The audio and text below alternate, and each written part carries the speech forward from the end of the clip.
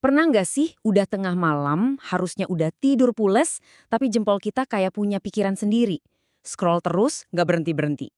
Nah, dalam pembahasan kali ini, kita akan coba cari cara buat mutusin siklus itu bareng-bareng. Coba deh bayangin, udah jam 1 pagi. Alarm buat besok pagi juga udah di-set, tapi mata kita masih aja nempel ke layar HP. Kita tahu banget harusnya tidur, tapi kok ya susah banget buat berhenti. Kenapa ya? Ini dia nih, momen yang kita semua kenal. Scroll jam 1 pagi. Perasaan yang aneh kan? Badan rasanya udah capek banget, tapi otak kita tuh malah kayak lagi lari maraton. Lelah, tapi nggak bisa tenang. Mata udah sepet, kadang agak perih malah. Kamu udah janji sama diri sendiri. Oke, malam ini tidur lebih awal. Tapi entah kenapa, si ibu jari ini gerak sendiri aja gitu. Scroll ke bawah, lagi, dan lagi. Nggak ada hentinya. Oke, jadi kenapa sih kita susah banget berhenti? Ini tuh bukan sekedar kebiasaan jelek loh, ada alasan psikologis yang kuat banget di baliknya, yang bikin kita kayak terjebak. Yuk kita bongkar sekarang. Hal pertama yang perlu kita lurusin, ini bukan salah kamu. Serius, ini bukan soal kurangnya tekad atau kemauan, kita tuh sebenarnya cuma terperangkap dalam lingkaran kebiasaan modern yang emang dirancang pinter banget buat bikin kita terus-terusan balik lagi. Biasanya ada 3 pemicu utamanya. Pertama, ya jelas distraksi digital yang nggak ada habisnya. Tiap scroll ada aja hal baru yang menarik. Kedua, stres harian yang masih kebawa. Otak kita tuh kayak nyari pelarian yang gampang. Dan ketiga, ini udah jadi ritual otomatis. Rebahan di kasur, tangan langsung nyari HP. Udah kayak refleks saja kan? Nah, pertanyaannya sekarang, gimana dong cara kita memutus siklus ini?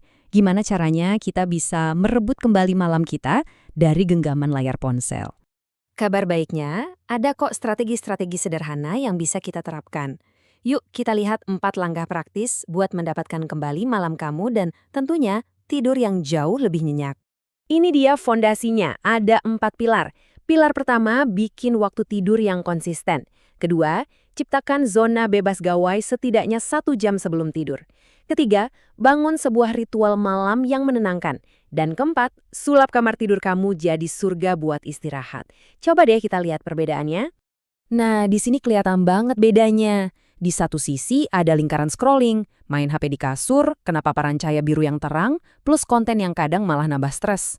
Sekarang coba bandingin sama ritual relaksasi, lampu yang redup, mungkin sambil baca buku atau dengerin musik tenang, dan ngasih waktu hening buat diri sendiri.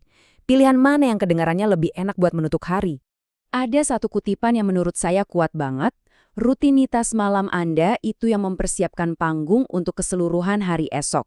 Intinya, apa yang kamu lakukan 1 jam sebelum tidur, itu bisa jadi jauh lebih penting daripada apa yang kamu lakukan 1 jam setelah bangun. Jadi, apa sih kekuatan sesungguhnya dari tidur malam yang berkualitas? Apa yang kita dapatkan saat kita akhirnya berhasil lepas dari jeratan layar ponsel? Tidur yang lebih baik itu bukan cuma soal merasa segar pas bangun pagi. Ini tuh soal mengambil kembali kendali atas kesehatan fisik dan mental kita. Ini soal memulihkan fokus dan kejernihan pikiran buat menghadapi hari esok. Jadi, pertanyaan terakhirnya bukan lagi kenapa aku terus-terusan scrolling, tapi coba ganti jadi, dengan energi baru yang aku punya besok, hal hebat apa ya yang bisa aku lakukan? Malam ini, yuk kita pilih untuk menciptakan hari esok yang lebih baik.